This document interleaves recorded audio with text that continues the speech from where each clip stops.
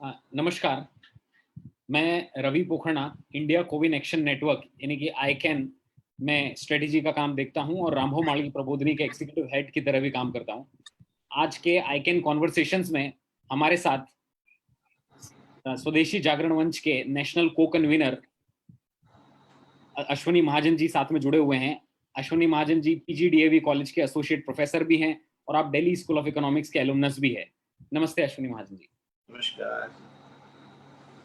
सबसे पहले मैं अपने सारे व्यूअर्स को एक बार पुनः बता दूं कि इंडिया कोविन एक्शन नेटवर्क आईकैन एक वॉलंटरी मूवमेंट है।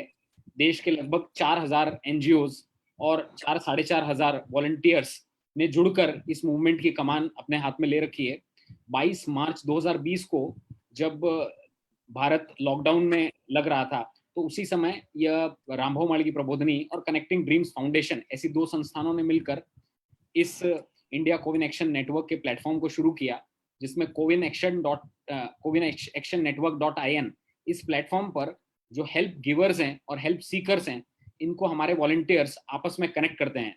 और आपको जानकर बहुत प्रसन्नता होगी कि अब तक आज तक टोटल कुल मिलाकर 4500 लोगों की नीड्स फुलफिल हो चुकी है। 4000 वॉलंटियर्स जुड़े हुए हैं, 3300 एनजीओ जुड़ी हुई है इस प्लेटफॉर्म से और 4 लाख से अधिक लोगों की लाइव्स इम्पैक्ट हुई है पॉजिटिवली। लगभग 25 राज्यों में आईकैन के स्टेट कोऑर्डिनेटर्स हैं और लगभग 17 राज्यों में डिस्ट्रिक्ट कोऑर्डिनेटर्स प्रेजेंट हैं। और ये कहने की जरूरत नहीं है, लेकिन हमें समाज के बहुत सारे लोगों का सहयोग मिला, सरकारों का सहयोग मिला, क्योंकि हमारे वॉलंटियर सिर्फ घर में बैठकर और कोऑर्डिनेट करके हेल्प गिवर और हेल्प सीकर्स को कनेक्ट करने की कोशिश कर रहे थे।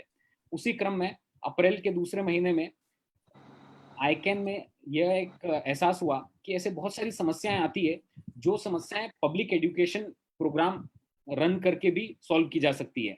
तो उस समय आईकैन ने एक निश्चय किया कि हम एक पब्लिक एजुकेशन सीरीज चलाएंगे आईकैन कॉन्वर्सेशंस के नाम से। और उसी क्रम में, उसी कड़ी में आज हम श्री अश्विनी महाजन जी के साथ हैं। 12 मई को 8 बजे जब प्रधानमंत्री नरेंद्र मोदी जी इस बार देश को संबोधित करने आए थे, तो कोविड-19 की तो उन्होंने बात की ही, लेकिन साथ में एक पूरे देश को एक नई दिशा दी। उन्होंने आत्मनिर्भर भारत की बात की और उस बात को लगभग 2 हफ्ते हो चुके हैं, लेकिन अभी भी वह विषय पूरा चर्चा का विषय बना हुआ है। और आत्मनिर्भर भारत क्या है और इससे मेरे व्यक्तिगत जीवन में, समाज के जीवन में और देश के जीवन में उसका क्या प्रभाव पड़ने वाला है, यह सब जानने के लिए लोग उत्सुक हैं। तो हमने सोचा कि स्वदेशी जागरण मंच जो कि 30 सालों से इसी में काम कर रहा है, उन तक पहुंचा जाए। और फिर हमने अश्विनी महाजन जी से संपर्क किया और आपका बहुत धन्यवाद, आपने अग्री किया और आज आप हमारे सामने हैं। तो सर, सबसे पहले हम कुछ आपसे सवाल लेंगे। लोगों को, जैसे मैंने बताया कि एक पब्लिक एजुकेशन सीरीज है, तो हम लोगों की जागरूकता के हिसाब से आपसे कुछ सवाल पूछेंगे और अगले 20 मिनट के बाद हम फेसबुक लाइव से लोगों के प्रश्न भी लेने लगेंगे। जो लोग अभी जुड़े हैं, व्यूअर्स जो अभी ऑनलाइन जुड़े हैं, मेरा उनसे आग्रह है कि आप फेसबुक लाइव पे जब प्रश्न डालेंगे तो आप अपना नाम एवं किस सिटी से आप हैं वो भी डालिए, वो भी मैं प्रश्न के माध्यम से, प्रश्न के समय में पूछूंगा। तो सर, पहला प्रश्न मेरा ऐसा है कि मैं स्वयं, आप दिल्ली स्कूल ऑफ इकोनॉमिक्स में हैं, मैं उसके पड़ोसी फैकल्टी ऑफ मैनेजमेंट स्टडीज से पढ़ा। जब हम स्वयं स्कूल और कॉलेजेस में थे तो हम ग्लोबलाइजेशन की बात सुनते थे और हम ये सुनते थे कि जब ग्लोबलाइजेशन आएगा तो हमारी जो लोकल इंडस्ट्री है वो काफी कॉम्पिटिटिव बन जाएगी और लोकल इंडस्ट्री और स्ट्रांग हो जाएगी और पूरा वर्ल्ड एक मार्केट होगा तो सबको बहुत फायदा मिलेगा। लेकिन वो सब तो हुआ नहीं। तो आपको क्या लगता है, ग्लोबलाइजेशन फेल हो गया? And if yes, then why? देखिए रवि जी, ये जो ग्लोबलाइजेशन के बड़े बड़े सपने दिखाए गए थे वो केवल इंडस्ट्री के लिए नहीं दिखाए गए थे, वो एग्रीकल्चर के लिए भी दिखाए गए। ऐसा जब कहा कि कृषि के बाजार को हम खोल देंगे और उसमें हमें थोड़ा नुकसान हो सकता है, कहीं आईपीआर में कहीं कुछ, लेकिन हमारे किसानों को बहुत लाभ होगा, ऐसा बताया। और कहा जाने लगा कि हमारे भारत के किसान जो है कैलिफोर्निया के बाजारों में जाकर के अपने फल और फूल बेचेंगे। तो ऐसे सपने आने लगे कि जैसे कि हमारा किसान जो है हवाई जहाज में बैठा है अपने फूलों के लेकर के और वो वहाँ कैलिफोर्निया के बाजार में बेच रहा है। ऐसा कुछ हुआ नहीं। ये जरूर हो गया कि कैलिफोर्निया के फल और फूल जो है भारत में जरूर बिकने लगे। तो कुल मिलाकर के जो कृषि की हालत हुई वो हम सबको के सामने कि 1991 में 25% जीडीपी आती थी कृषि से, अभी 15% आती है। ये भी कह सकते हैं कि भैया चूंकि दूसरे क्षेत्र ज्यादा तेजी से विकसित होते हैं तो कृषि का योगदान तो घटना ही है, लेकिन गांव और शहर के बीच की खाई बहुत बढ़ गई। और उस समय जब हम देखते हैं तो कृषि और जो रूरल और अर्बन एरियाज के बीच में खाई तब भी थी। उस समय अगर 1 रुपया कृषि क्षेत्र में या रूरल में इनकम होती थी तो शहरों में 7 रुपए 8 रुपए होती। लेकिन अभी तो वो खाई और बढ़ गई। अभी वो हो गया कि 1 रुपया अगर ग्रामीण क्षेत्र की प्रति व्यक्ति आय है तो शहरी क्षेत्र में प्रति व्यक्ति आय 12.3 रुपए है। इतना अंतर आ गया। तो एक गरीब और अमीर के बीच की खाई भी आप देखिए वो भी बहुत बड़ी हो गई। मैं जहां आपने एफिशिएंसी की बात, हम अर्थशास्त्र के सिद्धांत में पढ़ाते हैं कि फ्री ट्रेड बहुत अच्छी चीज है और फ्री ट्रेड के माध्यम से जो चीजें हम लोग अच्छी प्रकार से नहीं बना सकते हैं, कंपैरेटिव एडवांटेज नहीं है हमारी, वो हम दूसरे मुल्कों से मंगा लें और जिसमें हमारी कंपैरेटिव एडवांटेज है वो हम अपने मुल्क में बना लें।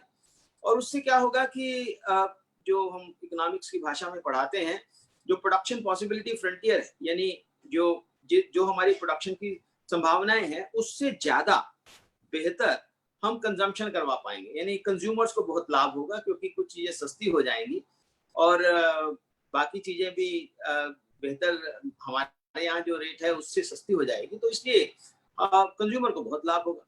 तो we can go beyond the production possibility frontier, so our consumption possibilities improve. लेकिन ये जो फ्री ट्रेड जिसकी बात की गई वो वास्तव में फ्री ट्रेड था ही नहीं, वो अनफेयर ट्रेड था। फेयर ट्रेड भी नहीं था, अनफेयर ट्रेड था। और ये जो अनफेयर ट्रेड कई कारणों से हुआ, जैसे आईपीआर भी कहा कि हम आईपीआर को भी इसमें लागू करेंगे, हम इन्वेस्टमेंट भी लाएंगे। रिकार्डो का सिद्धांत मैं इन सभी अर्थशास्त्रियों को जरूर पढ़वाना चाहता हूँ। इसमें लिखा है कि when there is a free trade works for the betterment, when there is a perfect mobility of the goods and services, goods, and there is a total immobility of the factors of production। आप factors of production को भी साथ ही move कर रहे हैं, और भी बहुत सारे कंडीशंस हैं जो फुलफिल नहीं होती हैं।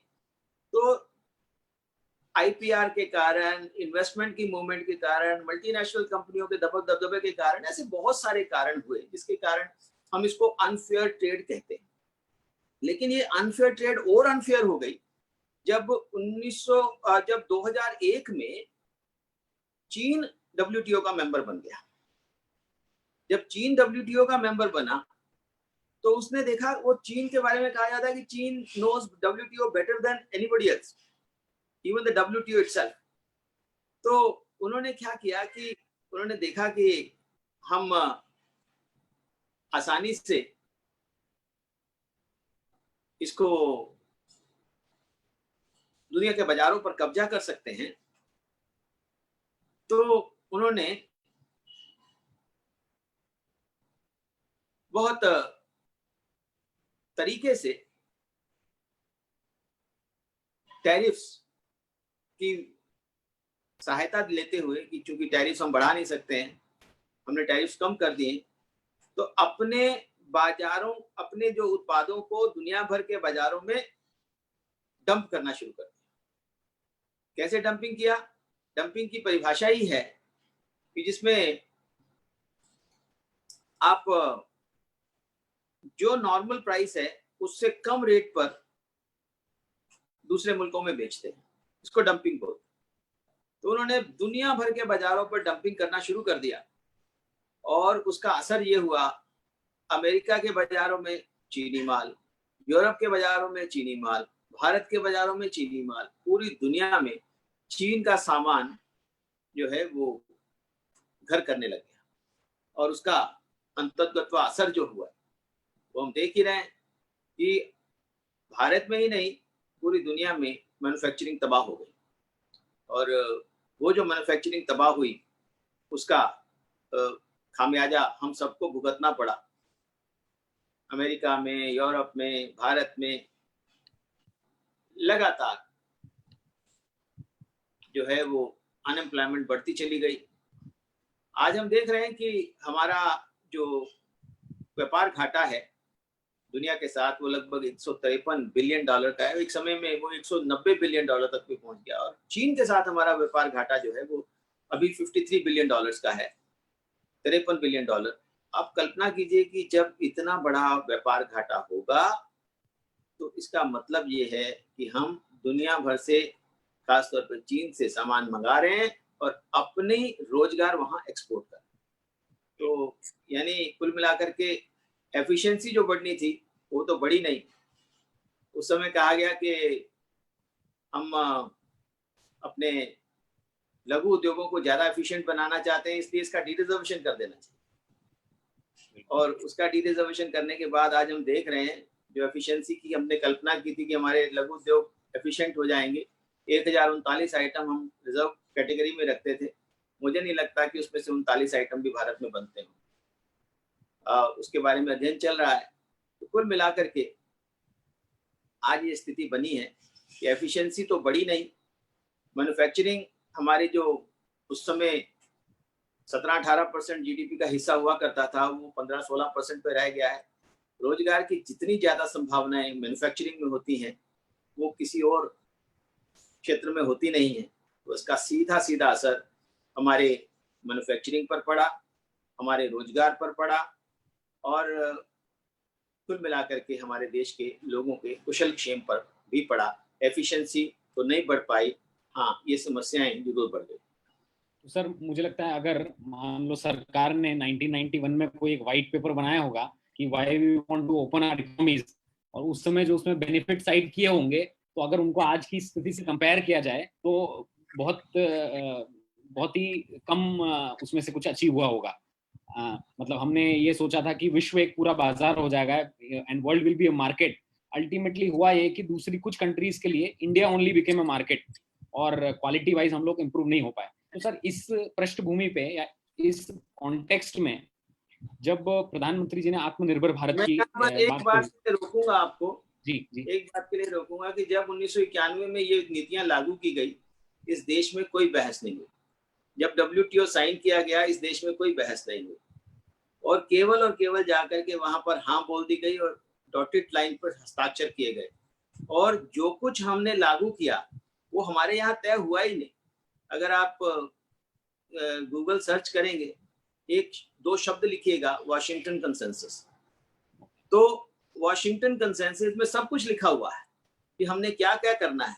वो उन लोगों ने डिक्टेट किया। Washington consensus was not a consensus in the world. Washington consensus was a consensus amongst the three institutions, World Bank, IMF and US Treasury Department. आप देखिए जाकर के उसमें वही लिखा है, और जो कुछ हमने किया, जो भी हमने नीतियां अपनाई, वो सब वॉशिंगटन कंसेंसस में लिखी हैं। तो इसलिए मैंने आपको बीच में टोका कि उस समय कोई व्हाइट पेपर जारी नहीं हुआ था। हम तो आज भी व्हाइट पेपर की इंतजार कर रहे हैं कि एक बार तो सरकारें व्हाइट पेपर जारी करते हैं कि 1991 में हमने क्या सोचा था और आज हमारे साथ क्या हो गया। लेकिन अच्छी बात है व्हाइट पेपर जारी हो या ना हो, लेकिन प्रधानमंत्री जी ने जो वोकल फॉर लोकल का नारा दिया है, पूरा देश उससे प्रसन्न है। पूरे देश में एक आशा की किरण जागृत हुई। आप अपना प्रश्न पूछिए। बिल्कुल सर। तो सर इस बैकग्राउंड पे आत्मनिर्भर भारत की जब बात हुई, तो एक सेक्शन ऑफ सोसाइटी, क्योंकि लोग इसको अभी समझने की कोशिश कर रहे हैं, तो लोगों के, क्योंकि आपके माध्यम से हम लोगों के जो कंफ्यूजन्स हैं वो दूर करने की कोशिश कर रहे हैं। तो एक जो पॉपुलर मिसकंसेप्शन है, लोगों का कहना है कि हमने मेक इन इंडिया के द्वारा तो ऑलरेडी लोगों से अपील की है कि आओ भारत में बनाओ, तो अभी आत्मनिर्भर Bharat what is it which is beyond make in India, वो क्या अलग है आत्मनिर्भर भारत? देखिए, जब मेक इन इंडिया का बात की गई तो प्रधानमंत्री जी ने उस समय दो बातें कही। मेक इन इंडिया के दो पक्ष थे। उन्होंने कहा कम and make in India, and दूसरी बात कही late us make in India. दोनों बातें कही, यानी अपने लोग भी भारत में बनाए और विदेशी कंपनियों को भी आमंत्रित किया कि आओ भारत में बनाओ। नियत तो अच्छी थी, लेकिन लोगों ने उसको उसी क्रम में लिया, लेकिन एक उसमें फर्क आया था कि पहली बार सरकार के स्तर पर ये रियलाइजेशन हुआ था कि over dependence on foreign countries, over dependence on imports, वो हमारे देश को नुकसान पहुंचा रहा है। हम विदेशों पर निर्भर होते जा रहे हैं, जैसे इलेक्ट्रॉनिक्स, टेलीकॉम्स, केमिकल्स, मेटल्स, तरह तरह की चीजें हम इंपोर्ट करते थे। तो उन्होंने कहा कि अब विदेशों से काहे इंपोर्ट करें, अपने ही देश में क्यों ना बने। अगर अपने देश में खुद नहीं बना सकते तो चलिए मल्टीनेशनल कंपनियों को बुलाते हैं, फॉरेन कैपिटल को बुलाते हैं। इसलिए दूसरा उन्होंने कहा कि late us make in India, यानी आइए हम भारत में मिलकर के बनाते हैं। हुआ ये कि जो कम एंड मेक इन इंडिया वाला विषय था उसमें हम बहुत ज्यादा तरक्की नहीं कर पाए, और late us make in India में भी हम स्वदेशी जागरण मंच ने तो कहा कि ये come and make in India बंद कर दीजिए और it should be made by India, यानी let us make in India. तो मेरा यहाँ निवेदन ये है कि उस समय की जो मेक इन इंडिया की जो नीति अपनाई, लेकिन बाकी नीतियां वैसे ही चलती रही, लोअर टैरिफ्स, विदेशी कंपनियों को आमंत्रण, तमाम प्रकार की जो नीतियां थी वो वैसे ही चलती रही। और जो ग्लोबलाइजेशन की नीतियां थी उस समय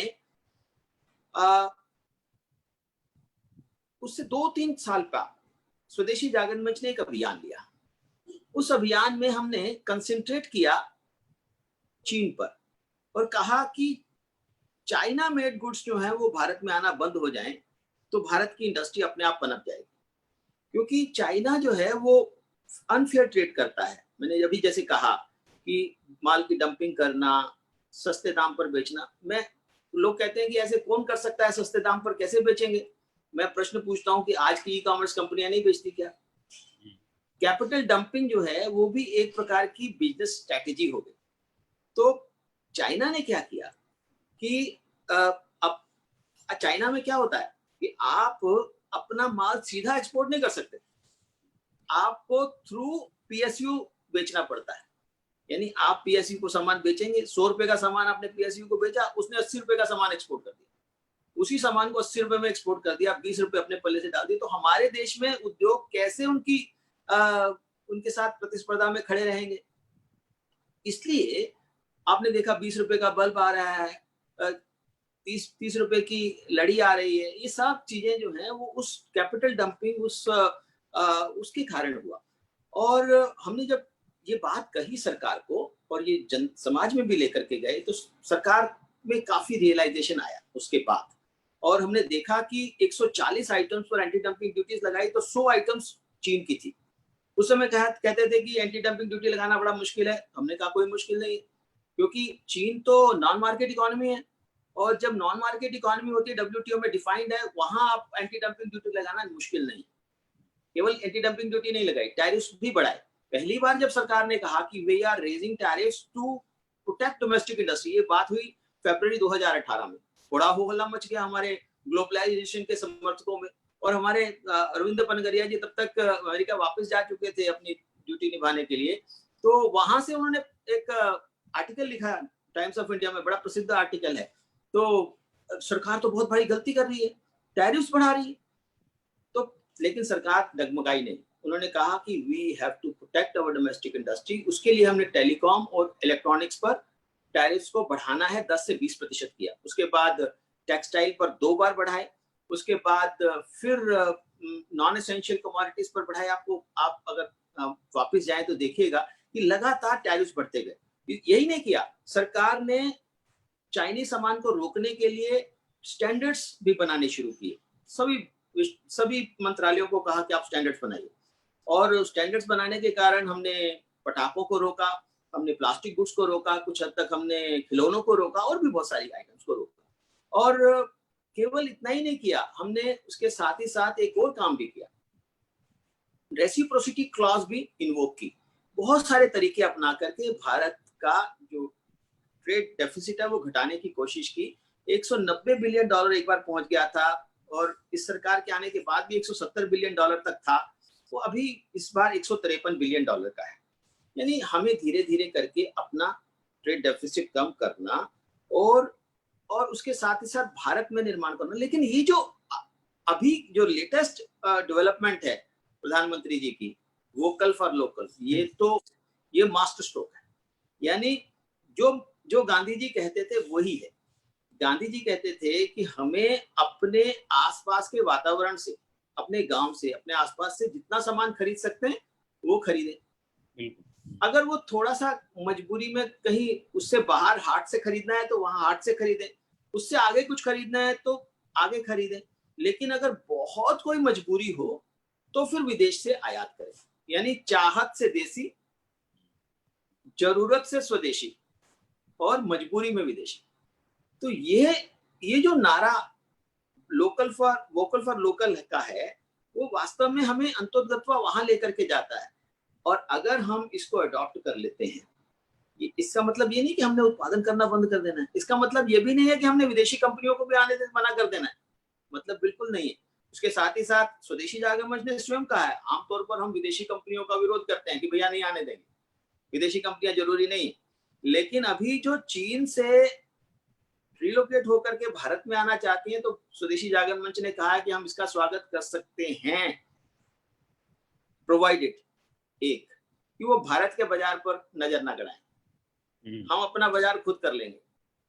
दूसरा, वो देश का सामान खरीदें, डोमेस्टिक कंटेंट, यानी 50%, 60%, 70% देश का ही सामान। हमने देखा कि किस प्रकार से ऑटोमोबाइल इंडस्ट्री डेवलप हुई है, कैसे इकोसिस्टम डेवलप हुआ है। आधी मैन्युफैक्चरिंग हमारी ऑटोमोबाइल है। कैसे? क्योंकि उन कंपनियों को कहा कि आप डोमेस्टिक कंटेंट इस्तेमाल कीजिए। और तीसरी शर्त यह है कि यहाँ से रॉयल्टी ना लेकर के जाए। इन 3 शर्तों के साथ हम विदेशी कंपनियों को के लिए स्वागत के लिए तैयार हो सकते हैं। और हमने ये बड़ा स्पष्ट कहा है, यानी हम विदेशी कंपनियों का भी विरोधी नहीं। कुल मिलाकर के देश का भला किसमें है, रोजगार निर्माण हो, यहाँ इकोसिस्टम डेवलप हो सकता है कि हम पिछले 70 सालों में जो इंडस्ट्रियल रेवोल्यूशन में पिछड़ गए, हमारे यहाँ प्रगति नहीं हो पाई, हमारे यहाँ रिसर्च एंड डेवलपमेंट उस प्रकार की नहीं हो पाई, टेक्नोलॉजी में हम पीछे, टेक्नोलॉजी भी हम इंपोर्ट कर सकते हैं। इसको हम टेक्नो नेशनलिज्म कहते हैं। जैसे टाटा ने खरीदा जगुआर को, यहाँ अपनी गाड़ियां बेहतर कर ली। उसी प्रकार से टाटा ने टेटली को खरीदा तो चाय के बाजार में छा गए। उसी प्रकार से हमारे एक मित्र हैं, स्कैनरे कंपनी है मैसूर में, उन्होंने तमाम प्रकार के पेटेंट्स खरीद लिए और आज भारत में वो 5000 वेंटिलेटर्स हर महीने बना रहे हैं। यानी कुल मिलाकर के ये टेक्नो नेशनलिज्म के माध्यम से भी तरह तरह से हमें अलग अलग तरीके खोजने पड़ेंगे, लेकिन आत्मनिर्भर होकर के, अपने ऊपर निर्भर। ये नहीं कि विदेशी आएंगे, वो टेक्नोलॉजी लाएंगे, फिर उनको रॉयल्टी भी देंगे, उन सब, और ये सब नहीं चलेगा। आइए इस देश के विकास के लिए, इस देश में रोजगार बढ़ाने के लिए, इस देश की बेहतरी के लिए काम करें। तो मुझे लगता है सर, आपने बड़े अच्छे से समझाया। मुझे लगता है कि आत्मनिर्भर भारत से जहां मोदी जी ने इंडस्ट्री को अपील की लोगों, और फिर वोकल फॉर लोकल ऐसा बोलकर मोदी जी ने कंज्यूमर्स को भी अपील किया कि until unless we start taking pride in our own brands, तो अदरवाइज ये सस्टेन ही नहीं होगा। आत्मनिर्भर भारत का जो थॉट है, कॉन्सेप्ट है, वो सस्टेन नहीं होगा। और हमारे काफी मित्र जुड़े हैं जो प्रश्न भी पूछ रहे हैं। मुझे लगता है ये प्रश्न से आपने जो भी जवाब दिया, रवि अजय गर्ग जी, विभास आमवाटे जी दिल्ली से, उन्होंने ये सेम क्वेश्चन पूछा है। जयवर्धन जोशी भोपाल से, उन्होंने भी एक क्वेश्चन पूछा है। उसका एक और पहलू है, मैं स्वदेशी जागरण मंच की वेबसाइट पर भी कुछ रिसर्च कर रहा था, तो मैंने देखा कि आपने एक लिस्ट अपलोड कर रखी है जिसमें स्वदेशी क्या है और विदेशी क्या है, जो पॉपुलर प्रोडक्ट्स हैं उनकी एक सूची दी हुई है। तो सर ये बड़ा कंफ्यूजिंग है। पीटर इंग्लैंड में इंग्लैंड का नाम है लेकिन वो स्वदेशी है, हिंदुस्तान यूनिलीवर में हिंदुस्तान है लेकिन वो विदेशी है, तो लोग पहचानेंगे कैसे? देखिए, इसीलिए जनजागरण करने के लिए हम सूचियां वितरित करते हैं, सोशल मीडिया के माध्यम से भी बताते हैं। तो कंफ्यूजन तो होता ही है। होता ये है कि कोई कंपनी कब विदेशी हो जाती है, कब स्वदेशी हो जाती है, पता नहीं चलता। इसीलिए हम इसको सोशल मीडिया के माध्यम से भी और सूचियां बांट करके भी इसको दूर करते हैं। अभी जो वर्तमान में अभी कहा कि जो कैंटीन्स हैं, होम मिनिस्ट्री की, पैरामिलिट्री फोर्सेस की कैंटीन्स हैं, उनमें स्वदेशी सामान बिकेगा, तो लोगों ने पूछना शुरू किया कि क्या जो हिंदुस्तान लीवर बनाता है भारत में बनाता है तो वो विदेशी है क्या? बाकी कौन सा देसी कौन सा विदेशी, इसको आप बताइए। तो हमारा बड़ा सिंपल सा इस पे रूल है, हम रूल है। और ये आज से नहीं है, ये 1991 से है। हमने तय किया कि वो कंपनी, बड़ा सिंपल है, ये भारतीय कंपनी कानून के तहत भी यही है, जो कंपनी 50% से ज्यादा जिसमें विदेशी शेयर है वो विदेशी है, जो भारत से रॉयल्टी लेकर के जाते हैं वो विदेशी हैं, जिसका प्रॉफिट विदेश में चला जाता है 50% से ज्यादा वो विदेशी है। यानी सिंपल तरीके से लोगों को समझा सकते हैं कि विदेशी का मतलब अपने देश का पैसा बाहर नहीं जाना, वो स्वदेशी है। देश की पूंजी, देश का हाथ, देश का पैसा देश के पास। बड़ा सिंपल, इसमें कोई मुगालता हो ही नहीं सकता, कोई कंफ्यूजन हो ही नहीं सकता। तो इसलिए अब आप ये देखिए, मैं एक छोटा सा एग्जांपल आपको बताता हूँ। ब्रिटानिया के बारे में कहा जाता है कि एक भारतीय है जिसके हाथ में ये सारे शेयर्स हैं, लेकिन हमने जब उसकी वेबसाइट पर जाकर के देखा तो पता लगा कि वो सारे विदेश से, यानी मॉरिशस रूट से पैसा आया हुआ है। तो भैया हमने तो उसको नहीं माना, वो स्वदेशी नहीं हो सकता, क्योंकि उसमें तो विदेशी पूंजी सामने लिखी है। आईटीसी विदेशी कंपनी थी, 30% शेयर उसमें बैठ के होते थे और 32% शेयर हमारे भारत सरकार के उसके अंदर है। आज जो मैनेजमेंट है वो भारतीय है, एक पैसा रॉयल्टी बाहर नहीं जाती। एफएमसीजी में की बड़ी कंपनी है, एक पैसा रॉयल्टी बाहर नहीं जाती। देश का जो 30% तो उनका प्रॉफिट जो है वो उनके यहाँ डिविडेंड के रूप में चला जाता है, लेकिन प्रबंधन में उनका हाथ नहीं है। प्रबंधन में एक व्यक्ति उनका जरूर होगा वो निर्णय प्रभावित करने की दृष्टि से, लेकिन कुल मिलाकर के वो उसमें 50% से ज्यादा भारतीय शेयर होने के कारण वो स्वदेशी कंपनी है। तो लोग पूछते हैं अरे आईटीसी कंपनी विदेशी है, तो लेकिन ये बड़ा सिंपल सा हमने फार्मूला रखा हुआ है कि अपने देश का पैसा बाहर ना जाए, वो स्वदेशी है। तो इसीलिए हम बार बार विदेशी कंपनियों को भी कहते हैं कि आप अगर हमारे यहाँ अपनी साख बढ़ाना चाहते हो तो यहाँ से रॉयल्टी लेकर के जाना बंद करो जी। आज $20 बिलियन से ज्यादा रॉयल्टी विदेशी कंपनियां लेके जा रही हैं, रॉयल्टी और टेक्निकल फीस। आप कल्पना कीजिए, $20 बिलियन, $1 बिलियन 7600 करोड़ रुपए का होता है। सर वैसे हम अपने डिस्कशन के मध्य में ही पहुंचे हैं, लेकिन प्रश्नों की संख्या काफी बड़ी है। अभी हिंदुस्तान यूनिलीवर का ये प्रश्न विनय श्रीवास्तव जी ने भी पूछा, जिसको आपने आंसर किया। सर अब मेरा एक क्वेश्चन है, अगर कोविड-19 नहीं होता तो ये सब होता कि नहीं पता नहीं, और ये इंटरेक्शन भी नहीं हो रहा होता। लेकिन मैं एक सवाल आपसे पूछना चाहूंगा कि ये भारत के मन में हमेशा से था और कोविड-19 को एक अपॉर्चुनिटी मिल गई, या ये कोविड-19 है इसलिए हमें करना पड़ रहा है मजबूरी में? आपको क्या लगता है, आप इसको किस लेंस से देखते हैं? देखिए क्या है कि भारत के लोग ना बहुत देशभक्त लोग हैं, लेकिन वो बचत भी बहुत करना चाहते हैं। बचत संस्कृति हमारे बीच में, और वो हमेशा सस्ते के चक्कर में पड़ जाते हैं। ये नहीं है कि अगर मैं चीनी सामान कोई खरीद रहा हूं तो इसका मतलब ये है कि मैं देशभक्त नहीं हूं। मैं देशभक्त तो हूं, लेकिन मुझे लगता है कि मैं थोड़ा बचत कर लूं, वो मेरी संस्कृति में है। इसके कारण कई बार विदेशी सामान सस्ते के चक्कर में खरीद लेते हैं। हम लोगों को ये समझाते हैं, और सरकार के लोगों को भी जो ये सोचते हैं कि ये सामान सस्ता आ रहा है इसलिए इसको करने दो, तो समझाते हैं कि ये सस्ता जो है ये बहुत महंगा है। मैं आपको एक एग्जांपल बताता हूं कि चीन से हमारा जो आयात निर्यात होता रहा, तो हमारी जो फार्मास्यूटिकल इंडस्ट्री है काफी डेवलप्ड थी। अब जानते हैं 200 मुल्कों में हम दवाइयां सप्लाई करते थे। एपीआई भी हम खुद बनाते थे। एपीआई मतलब एक्टिव फार्मास्यूटिकल इंग्रेडिएंट्स, जो उसका रॉ मटेरियल है, हम खुद बनाते थे। 90% हम बनाते थे, 10% इंपोर्ट करते थे। चीन ने डंप करना शुरू कर दिया, इतना सस्ता बेचा कि हमारी सारी इंडस्ट्री खत्म हो गई एपीआई की। और आज 90% हम इंपोर्ट करते हैं चाइना से, 10% हम खुद बनाते हैं।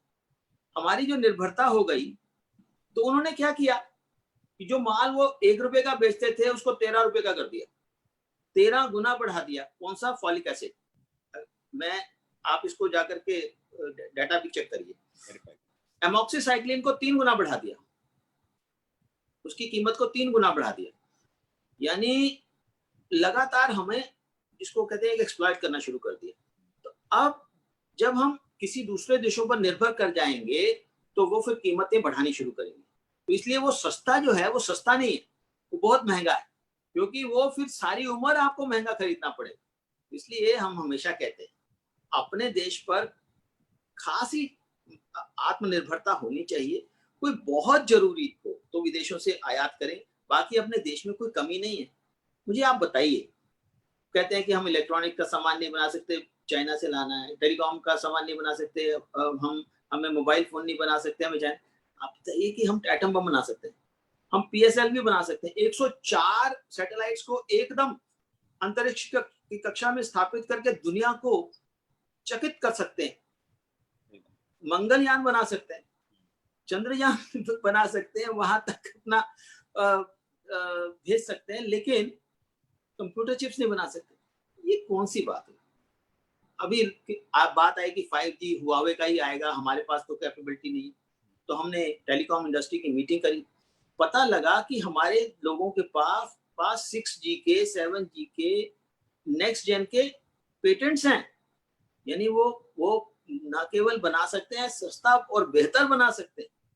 तो जब हमने सरकार को बताया तो तब तक हमारे सरकार के लोगों में भी ये था कि हमें 5G हुआवे, और वो अभी भी उनको ट्रायल की अनुमति दे दी। लेकिन अब पूरी दुनिया में आप देख रहे हैं कि चाइना के प्रति क्या लोगों का वो चल रहा है। इस प्रकार से यूके ने जो अमेरिका की सलाह को दरकिनार करके भी हुआवे को ऑर्डर दे दिया था, वापस ले रहे, वापस जा रहा है। यानी कुल मिलाकर के चीन के प्रति जो वो बन रहा है। तो इसलिए मेरा ये कहना है कि हमारे दिल में हमेशा स्वदेशी रहा है, और आज ये मौका मिल गया कि भैया पीपीई किट्स चाइना से महंगी आ रही हैं, मुश्किल हो रही है, हम बनाएंगे। मास्क मुश्किल हो रहा है, हम बनाएंगे। अब ये जो मैं आपको उदाहरण दिया था, हमारे मित्र जो हैं वो स्कैनरे वाले 5,000 वेंटिलेटर्स बना रहे हैं।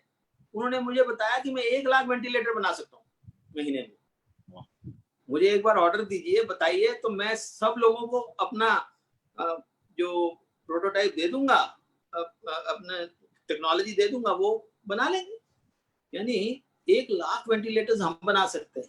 तो अमेरिका हमें एक बता रहा है कि हम आपको दान में दे देंगे, कोई कह रहा है कि हम आपको रिफर्बिश्ड दे देंगे। कुछ मतलब नहीं है। हम अपनी सब चीजें बना सकते हैं, इलेक्ट्रॉनिक्स, टेलीकॉम, हर चीज बना सकते हैं। आज हमारी इंडस्ट्री जो है लेस देन कैपेसिटी काम कर रही है, इसलिए क्योंकि चाइना से इतनी डंपिंग होती है सस्ती कि हमारी इंडस्ट्री पनप नहीं पाती। तो एक बार उसको रोकना, अपने लिए प्रयास करना, एक हवा चलेगी स्वदेशी की, तो ये सब चाइनीज वाइनीज सब ढह जाएगा, इतना मुझे पक्का विश्वास है। मैं पूरे आंकड़ों के साथ आपको बता रहा हूँ, ऐसे बिना वजह से नहीं बता रहा। कोई भावना की बात नहीं, वास्तविकता। बिल्कुल, आपने बिल्कुल सारे फैक्ट्स बताए हैं। सर एक और सवाल आता है, और हमारे मित्र अंशु सक्सेना भोपाल से, उन्होंने भी लगभग इसी तरीके का एक सवाल पूछा। हम जानते हैं कि 700 सवा 700 जिलों में MSME क्लस्टर्स हैं, और काफी अलग अलग प्रयोग भी हो रहे हैं। उत्तर प्रदेश ने भी 1 डिस्ट्रिक्ट 1 प्रोडक्ट का एक प्रयोग किया। ये सब तो प्रयोग हो रहे हैं, लेकिन एकदम से ध्यान आता है कि जब, और ये मैं फिर से वहीं आ रहा हूँ जहां से हमने डिस्कशन शुरू किया, कि जब ग्लोबलाइजेशन की बात आई थी तो हमें दिखाया गया था कि जो बजाज का स्कूटर है जो झुका के चलाना पड़ता था, MTNL के लिए जो लाइन लगानी पड़ती थी, वो लिबरलाइजेशन, प्राइवेटाइजेशन और ग्लोबलाइजेशन आते ही ये सब खत्म हो गया। तो एक बहुत बड़ा सेक्शन ये भी होता होगा जिसका ये मानना है कि भारत में हम प्रोडक्ट प्रोड्यूस कर सकते हैं, अभी पीपीई किट्स भी हम नंबर 2 बनाने लगे, बट लेकिन हम असेंबल कर सकते हैं, हमारी वो क्वालिटी नहीं है, हमारे लोग वो प्रिसीशन और क्वालिटी के वो मापदंड जो हैं हम उस पर कितने खरे उतरेंगे, we can never make an Apple और माइक्रोसॉफ्ट एक्सेट्रा एक्सेट्रा। तो उसमें आपको क्या लगता है, मतलब हमारी तो से वो इतने सालों से हैं। रवि जी, आपने ये आम समाज में इस प्रकार की धारणा रहती है, तो हमेशा मैं अपेक्षा करता हूँ कि इस प्रकार का प्रश्न जरूर पूछा जाए। हमारे देश का दुर्भाग्य रहा कि जब भारत में आजादी आई तो उस समय की सरकार ने अपने देश के लोगों पर विश्वास नहीं किया। ये नहीं सोचा कि अपने लोग भी कुछ कर सकते हैं, और कहा कि जो कुछ करेगी वो पब्लिक सेक्टर करेगा। और पब्लिक सेक्टर को सारा दारोमदार दे दिया, और प्राइवेट सेक्टर को तो बिल्कुल कहा कि आप तो कुछ बना ही नहीं सकते, ये छोटी मोटी चीजें बना लो बस। उसकी लिस्ट बना दी, मैं उस पर बहुत चर्चा नहीं करूंगा। और एक industries development and regulation act बनाया, इसमें कहा कि भैया जो आप उत्पादन अगर प्राइवेट सेक्टर का कोई करना चाहता है तो पहले लाइसेंस लेगा, और उसको कोई रॉ मटेरियल चाहिए तो उसका पहले कोटा लेगा, और अगर आपको एक मशीन का लगाया है, आपको लाइसेंस दिया है, अगर आपने 2 लगा दी तो आप इतने दंड के, इतने जेल के भागीदार हो गए। यानी कुल मिलाकर के, आपने गुरु फिल्म देखी होगी, उसमें भी यही बात आई है। तो हमने अपने देश के लोगों पर विश्वास नहीं किया और सारा का सारा दारोमदार हमने पब्लिक सेक्टर पर छोड़ दिया। वो हमारे देश की इथोस के अनुसार नहीं था। हमारा देश तो उद्यमियों का देश रहा है ना। अगर हम सोने की चिड़िया कहलाते थे तो सरकारी क्षेत्र के कारण नहीं कहलाते थे। हम सोने की चिड़िया इसलिए कहलाते थे कि हमारे उन्नत उद्योग हुआ करते थे। हमारे उन उद्योगों में जो कपड़ा बनता था उसके ब्यौरे आते हैं कि किस प्रकार का कपड़ा बनता था, कितना महीन होता था, वो भी सब ब्यौरा आता है।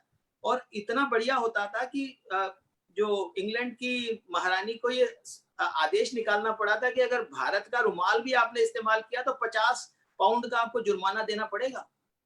ऐसे ऐसे इतिहास के अंदर आपको साक्ष्य मिलेंगे। यानी हमने कभी अपने लोगों पर विश्वास ही नहीं किया।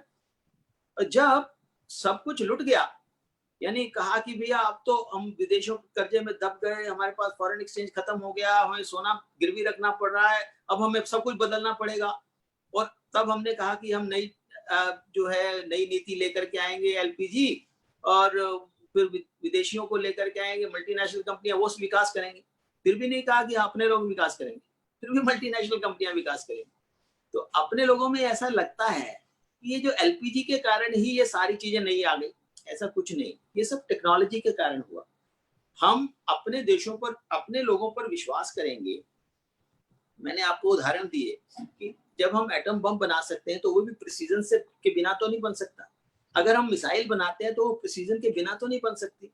अगर हम 104 सैटेलाइट्स अंतरिक्ष कक्षा के स्थापित करते हैं इसरो के द्वारा, तो प्रिसीजन के बिना हो जाता है क्या? बिल्कुल।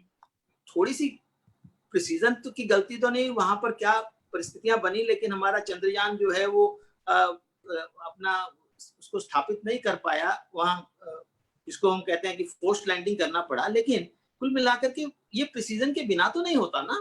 तो इसलिए हम सब कुछ कर सकते हैं, मौका तो देना चाहिए, मौका ही नहीं दिया।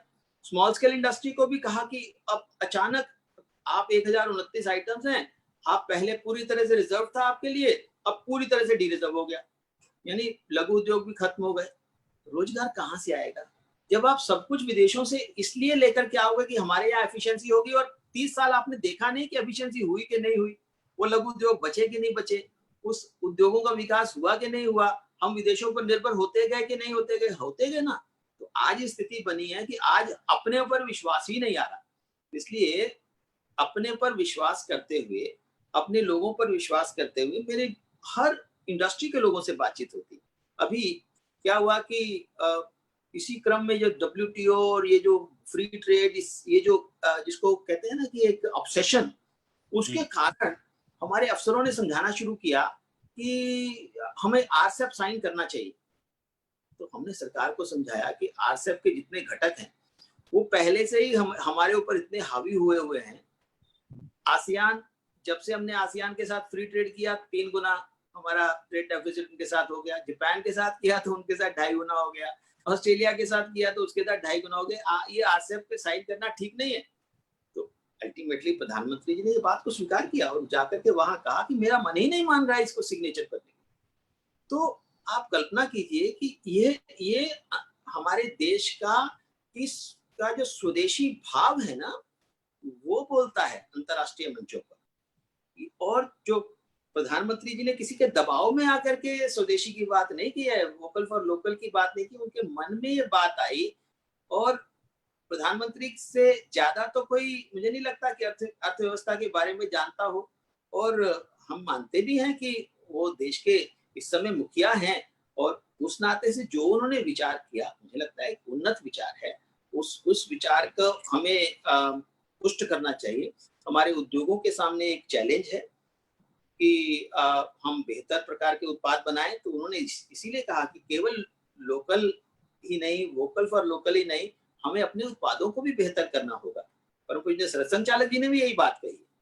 यानी कुल मिलाकर के हमारा पूरा विचार परिवार जो है इस दृष्टि से पहले से ही कहता रहा है, और अब क्योंकि आपने कहा कि अभी अवसर भी आया है, और भारतीयों में तो एक हमेशा से एक खासियत रही है, आप अमेरिका में जाइए तो देखेंगे तो वो जैसे ही कोई संकट आता है तो उनको 2 महीने होश ही नहीं आती, और हमारे यहाँ कोई संकट आता है तो तुरंत दूसरे क्षण हम अवसर ढूंढने लगते हैं। तो हमने उसमें अवसर ढूंढना है और उसके प्रधानमंत्री जी ने भी Y2K का जी। तो अजय कुमरावत जी ने हैदराबाद से यही सवाल पूछा। मुझे लगता है अजय जी आपका भी प्रश्न का जवाब आया होगा, जब भारत सैटेलाइट भेज सकता है और जो एंशिएंट इंडियन के जो एग्जांपल्स दिए, तो आपका भी यही सवाल। अब एक सवाल हमारे मित्र अनुराग सिंगल जी देवबंद से जो जुड़े हैं, उन्होंने भी पूछा है, और वो मेरा भी आपसे पूछना था। सर, आपसे एक तो आग्रह है कि आप मतलब ये सब बातें देखकर, और जब जो दिशा में अब देश जा रहा है उससे देखकर ये लगता है कि दत्तोपंत ठेंगड़ी जी, जिन्होंने स्वदेशी जागरण मंच की कल्पना रखी, वे ऐसे थिंकर रहे होंगे जिन्होंने एक ऊंची सोच, मतलब उन्होंने जो बिफोर टाइम, जो आने वाला समय, उस सोच के साथ ये विचार रखा होगा। तो उनके उनके बारे में आप थोड़ा सा हमारे व्यूअर्स को बताइए, दत्तोपंत ठेंगड़ी जी के बारे में लोग जाने। और दूसरा सर, मुझे ये भी जानकारी मिली कि आपने एक सेल्फ रिलायंस पर आप एक नेशनल कैंपेन लॉन्च करने वाले हैं। आप उस कैंपेन के बारे में भी बताइए, और उसी में जोड़कर मैं अनुराग सिंगल जी का प्रश्न भी आपको पूछता हूँ। अनुराग सिंगल जी ने पूछा है कि क्या हमें कंपनीज की वो लिस्ट मिल सकती है जिसमें शेयरिंग का परसेंटेज हो, कि कौन सी कंपनी 51% किसने ओन की हुई है वगैरह वगैरह। अगर स्वदेशी जागरण मंच के द्वारा इस तरीके की कोई कंपनीज की लिस्ट पब्लिक हो या वेबसाइट पर रखी जाए तो लोगों को पता चलेगा। ये भी इनका प्रश्न है। तो ये मेरे 3 छोटे छोटे आग्रह आपसे। आपने दत्तोपंत जी को स्मरण किया। वास्तव में दत्तोपंत जी ने जब 1991 में स्वदेशी जागरण मंच का निर्माण किया, उससे पहले उन्होंने मजदूर संघ का, किसान संघ का निर्माण पहले से ही कर दिया था। तो उस समय की एक पृष्ठभूमि थी, जिस प्रकार से विदेशी आक्रमण आ रहा था, जिस प्रकार से हमारी संप्रभुता पर एक खतरा मंडरा रहा था, जिस प्रकार से WTO सिग्नेचर करने की तरफ हम आगे बढ़ रहे थे, उस समय एक बात आई कि अगर इस देश की संप्रभुता की रक्षा करनी है और अपने देश की आर्थिक आजादी को बचा के रखना है, तो उसके लिए एक बड़ा आंदोलन खड़ा करना पड़ेगा। उसके लिए कोई संगठन के आधार पर वो आंदोलन आगे नहीं बढ़ सकता। इसलिए दत्तोपंत जी ने एक कल्पना की कि ये संगठन नहीं होगा, एक मंच होगा। स्वदेशी जागरण मंच कोई संगठन का नाम नहीं है, एक मंच का नाम है, और हर कोई जो स्वदेशी की भावना से ओतप्रोत है, जो स्वदेशी के अनुसार सोचता है, हमारे जितने भी सुनने वाले हैं आज की स्थिति में, मैंने देखा कि जितने भी प्रश्न आ रहे हैं वे सब स्वदेशी की भावना से आ रहे हैं। तो जो स्वदेशी की भावना से अपनी एक राय रखता है, वो सब लोग, चाहे वो इंडिविजुअल हो सकता है, वो इंस्टीट्यूशन हो सकते हैं, कोई और संस्थाएं हो सकती हैं, कोई दूसरी विचारधारा के लोग भी हो सकते हैं, वे सब एक मंच पर आए। उसमें ये हम विचार नहीं करेंगे कि वो लेफ्ट से आया है, से राइट से आया है, या सेंटर से आया है, या उसका रंग ये है कुर्ते का, उससे हमने कोई देखना नहीं। अगर वो स्वदेशी की भावना से है तो वो स्वदेशी है, वो उस मंच में बैठ सकता है। तो उन्होंने एक ऐसे मंच का निर्माण किया। और आपको मैं बताऊं कि पहला जो हमारा, संस्मरण के नाते आपने पूछा, तो मैं आपको बताऊं कि हमारा स्वदेशी जागरण मंच का जो पहला अखिल भारतीय अधिवेशन 1993 में महाराष्ट्र रंगायन दिल्ली में हुआ, उसकी अध्यक्षता किसने की? जो लेफ्ट के, वामपंथियों के सबसे बड़े आइडियोलॉग हैं, जस्टिस कृष्णा ये, उन्होंने उसकी अध्यक्षता की, और उस पहले हमारे सम्मेलन में वो सम्मिलित हुए। तो ये एक मंच के रूप में हमने लेकर के आए। सोच क्या है? सोच बड़ी सिंपल है, जो कुछ अपने देश के भले के लिए है वही सही है। विदेशी आइडियोलॉजीज के बारे में उन्होंने 2 बातें कही। उन्होंने पहले से ही कह दिया था कि इस सन में कम्युनिज्म का भट्टा बैठ जाएगा, समाप्त हो जाएगा, कम्युनिज्म समाप्त हो गया। उन्होंने वर्ष भी बता दिया था कि कैपिटलिज्म का फॉल जो है 2007-8 से शुरू हो जाएगा। हमने देख लिया कि जिस प्रकार से अमेरिका का में भारी संकट आया तो कैपिटलिज्म का फॉल उसी समय शुरू हो गया था। और अब आप ये जो देख रहे हैं, अमेरिका अपना स्वदेशी कर रहा है, इंग्लैंड अपना स्वदेशी कर रहा है। जब इंग्लैंड में ब्रेक्जिट हो गया तो ब्रेक्जिट क्या था? भूमंडलीकरण से बाहर आने का एक मार्ग था। जब हम कहते हैं कि be American buy American America में, तो वो क्या है? वो अमेरिका का स्वदेशी है। जब वो चाइना के साथ ट्रेड वार की बात करते हैं तो अमेरिका का स्वदेशी है। जब पूरी दुनिया स्वदेशी की तरफ आगे बढ़ रही है तो आज मौका है।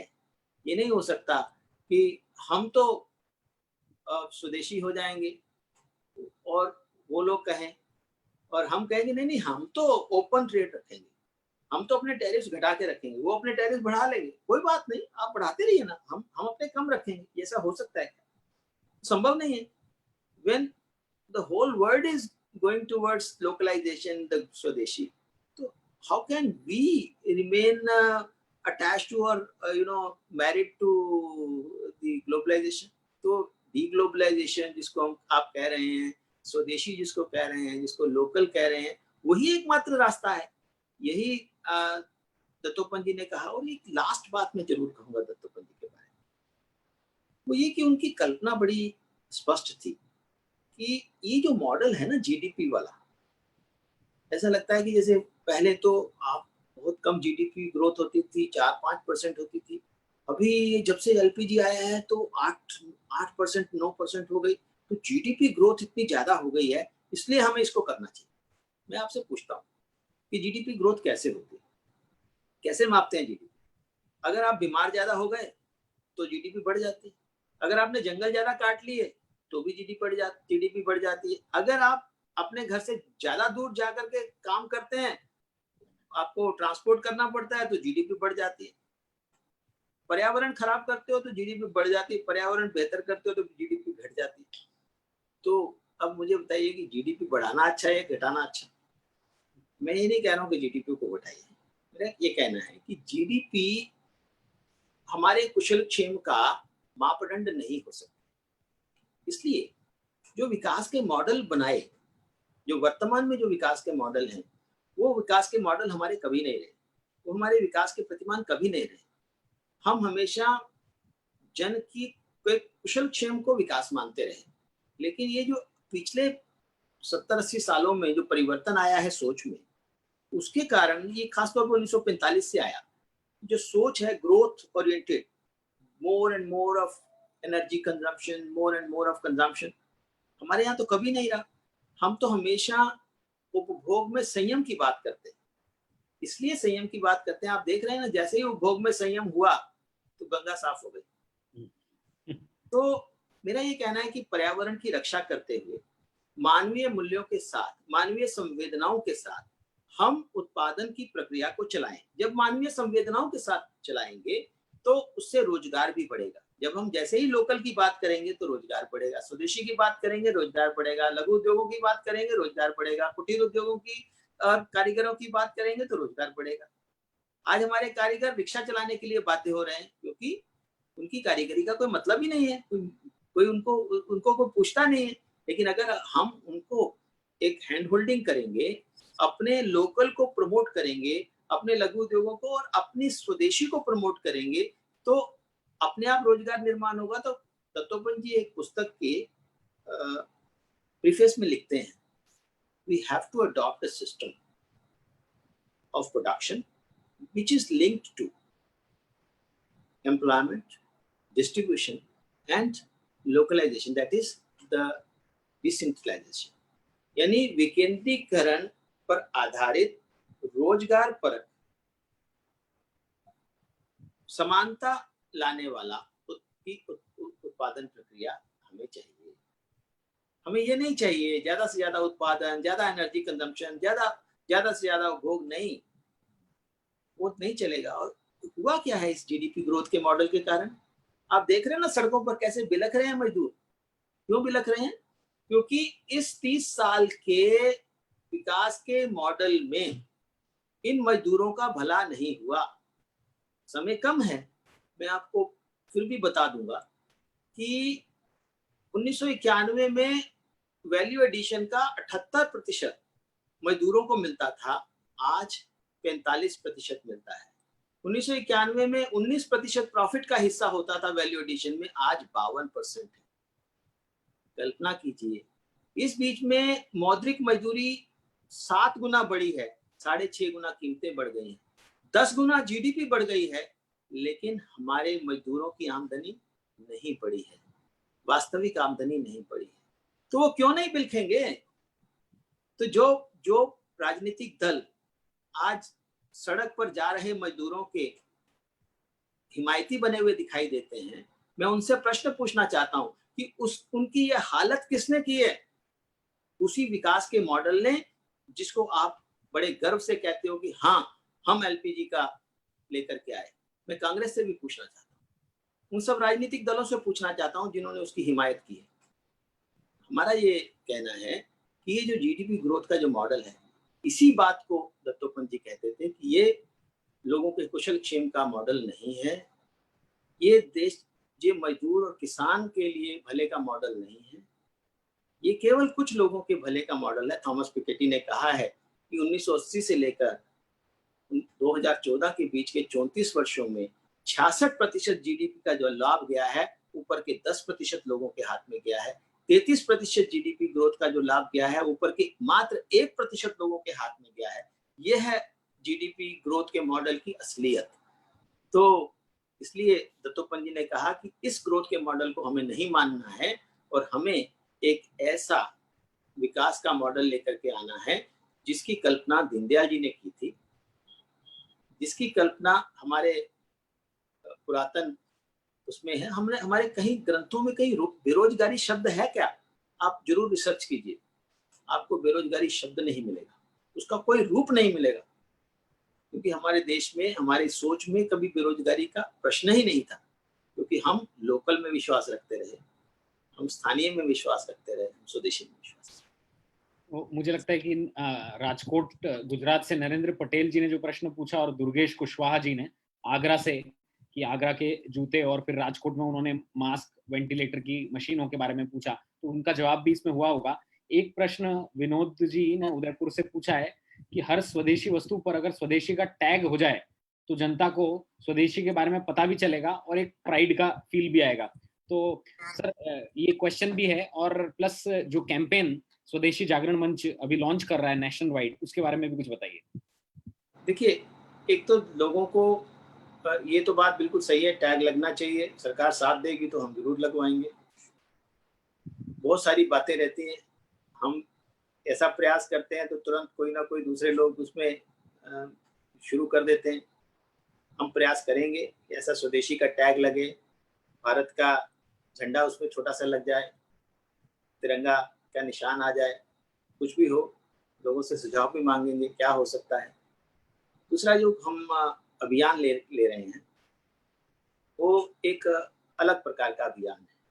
हम हमेशा से स्वदेशी के बारे में अभियान लेते रहे हैं, लोगों को स्वदेशी विदेशी की सूचियां भी बांटते रहे हैं। जैसे आपने भी बात कही कि उसको और ज़्यादा लोगों तक पहुंचाना। हम एक और बात कर रहे हैं, हम जिला स्तर पर जा रहे हैं। जिला स्तर पर जाकर के हम लोगों से कह रहे हैं कि जो जिला में बनती है चीजें, उनकी भी सूची बनाइए। हो सकता है उस जिले में बनती है, बाहर नहीं जाती, तो अगर हम सूची भेजेंगे उनको केंद्र वाली, तो शायद वो चीजें ना आए। तो उनको कहेंगे कि आप जिला स्तर पर अपनी एक उस सूची को जोड़ते हुए एक सूची बनाएं कि वहां कौन कौन से उत्पादन हो रहे हैं। मुंबई में हम देखते हैं कि एक कई प्रकार के उत्पादन है जो केवल मुंबई में मिलते हैं, और मैं कई बार हमारे स्वदेशी मेला मुंबई में लगा, तो मैंने देखा कई कई उत्पाद हैं जो दिल्ली में नहीं मिलते, बहुत उत्तम क्वालिटी के उत्पाद। तो मुंबई वाले अपनी सूची बनाएंगे ना, एक बात। दूसरा, हमने ये भी कहा है कि 700 क्लस्टर्स हैं, इंडस्ट्रियल क्लस्टर्स हैं, आपने भी बात रखी, उससे भी ज्यादा हो सकते हैं। कई जगह हैं जो अभी बहुत ध्यान में भी नहीं आते। जिला स्तर पर जाकर के हम उन क्लस्टर्स को चिन्हित करवाएंगे, और जो पहले से क्लस्टर्स हैं उसमें से करीब 150 क्लस्टर्स की स्टडी हमने पहले ही करवाई थी।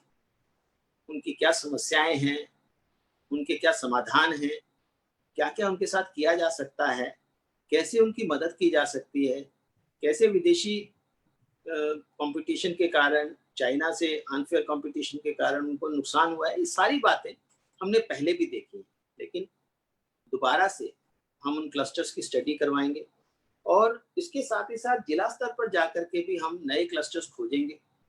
और आपने जैसे एक बात कही, जैसे यूपी ने भी ये बात कही है कि हर जिला एक इंडस्ट्री, उसके उनका कुछ कार्यक्रम चलेगा। हम अपने स्तर पर इन सभी क्लस्टर्स की स्टडीज के साथ साथ कैसे हम लोकल को पुष्ट कर सकते हैं, स्थानीय को पुष्ट कर सकते हैं, उनकी समस्याओं का समाधान कर सकते हैं। अभी तक तो जो बेचारा इंडस्ट्रियलिस्ट है, मैं बेचारा इसलिए कह रहा हूँ कि कोई वो कभी जीएसटी में फंसा हुआ है, तो कभी कभी बेचने में फंसा हुआ है, कभी बिक्री नहीं हो रही है, तो कभी कोई प्रॉब्लम है, कभी उसको रॉ मटेरियल नहीं मिल रहा है, कभी बिजली नहीं आ रही, कई कई प्रकार की समस्याएं। लेकिन अगर समाज उसके साथ खड़ा होगा, हम जिला स्तर पर ऐसी समितियां बनाएंगे जिसमें उद्योग वाले लोग भी होंगे, व्यापार के लोग भी होंगे, समाज के लोग भी होंगे, राजनीतिक लोग भी होंगे, सबको लेकर के हम उनके उत्थान के लिए, उसमें कोई परहेज नहीं होगा कि कौन से दल का है, जो उस क्षेत्र के विकास में अपना योगदान करना चाहता है वो हमारे साथ आए, और उन उद्योगों की हम मदद करेंगे। यानी industrial development with the help of society, समाज के सहयोग के साथ। वो मुझे लगता है कि उस लेवल तक चीजों को लेकर के जाना पड़ेगा, क्योंकि अगर देश को बचाना है, देश के रोजगार को बचाना है, और साथ ही साथ हम गांवों में कैसे अतिरिक्त रोजगार के साधन निर्माण हो सकते हैं। अभी तक तो हमने ये सोच लिया कि गांव में तो कुछ हो ही नहीं सकता। तो मुझे ध्यान है कि जब अटल जी की सरकार थी तब हम लोगों ने एक समिति वहां पर बनवाई थी, कमेटी का निर्माण किया था, एसपी गुप्ता कमेटी। और एसपी गुप्ता कमेटी में रिकमेंडेशंस दी थी कि कैसे हम हर साल गांवों में ही 10 मिलियन जॉब्स, यानी 1 करोड़ जॉब्स क्रिएट कर सकते हैं हर साल। कैसे कर सकते हैं? उन्होंने बताया कि हमें क्रॉप पैटर्न को बदलना पड़ेगा, ज्यादा दालों का उत्पादन, ज्यादा तिलहनों का उत्पादन, मशरूम फार्मिंग, बैम्बू फार्मिंग, ऐसे बहुत सारे और तरीके हो सकते हैं, पोल्ट्री, डेयरी, बहुत से ऐसे माध्यम हो सकते हैं जो स्थानीय स्तर पर हम जिनका उत्पाद बढ़ा सकते हैं, उत्पादन बढ़ा सकते हैं। यानी कुल मिलाकर के एक ऐसा इकोसिस्टम वहां डेवलप हो सकता है कि गांवों में ही रोजगार मिल जाए। तो जो जो हमारे भाई बहने गए हैं गांवों में वापस, शहरों में वो वापस आए, शहरों की विकास में मदद करें, वो एक हो सकता है। लेकिन जो गांवों में ही रह सके और वहां पर एक लाभकारी रोजगार वहां उनको मिल सके, और देश के उत्थान में, देश के बेहतरी में भी वो योगदान कर सके, ऐसी भी स्थिति बने, तो उसके लिए भी स्वदेशी जागरण मंच इस अभियान में प्रयास करें। बहुत बढ़िया सर, बहुत धन्यवाद। अभिषेक टोंगिया जी, चंद्र प्रकाश चौड़िया जी, सुरभि जी मुंबई से, आप सभी के बहुत सारे प्रश्न आए हैं, लेकिन अभी इतना समय नहीं है, लगभग समय पूरा हो चुका है।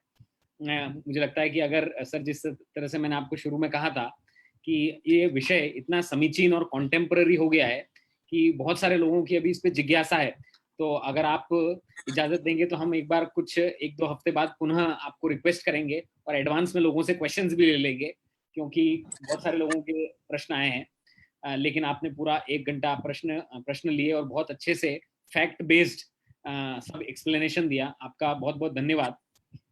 सभी जो व्यूअर जुड़े हैं और इंडिया कोविन एक्शन नेटवर्क आईकैन की पूरी टीम की तरफ से भी आपको बहुत बहुत धन्यवाद। अंत में हम आईकैन का, सर जैसे मैंने आपको बताया कि एक वॉलंटरी मूवमेंट सा बन गया है, तो कुछ हमारे वॉलंटियर्स ने इसका एक गीत सॉन्ग भी क्रिएट किया है, तो वो 2 मिनट का एक गाना है, तो वो गाना सुनकर इस कॉन्वर्सेशन को समाप्त करेंगे।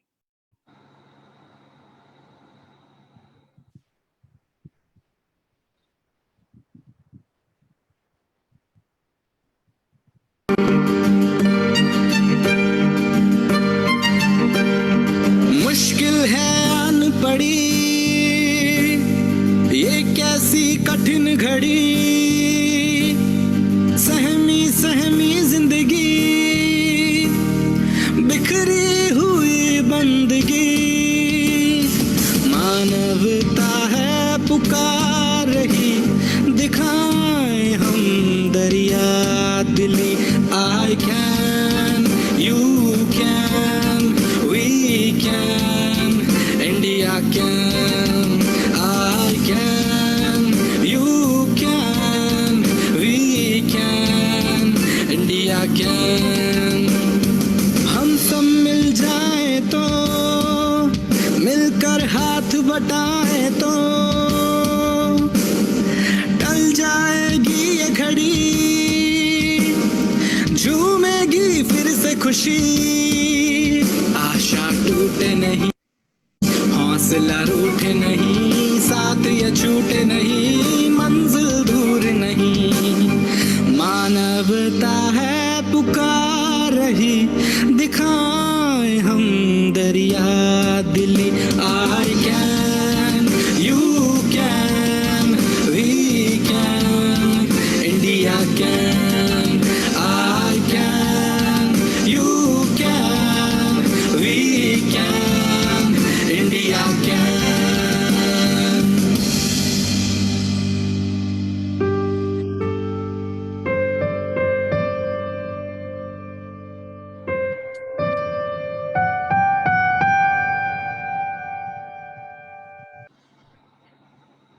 सर पुनः एक बार आपको बहुत बहुत धन्यवाद। Thank you so much.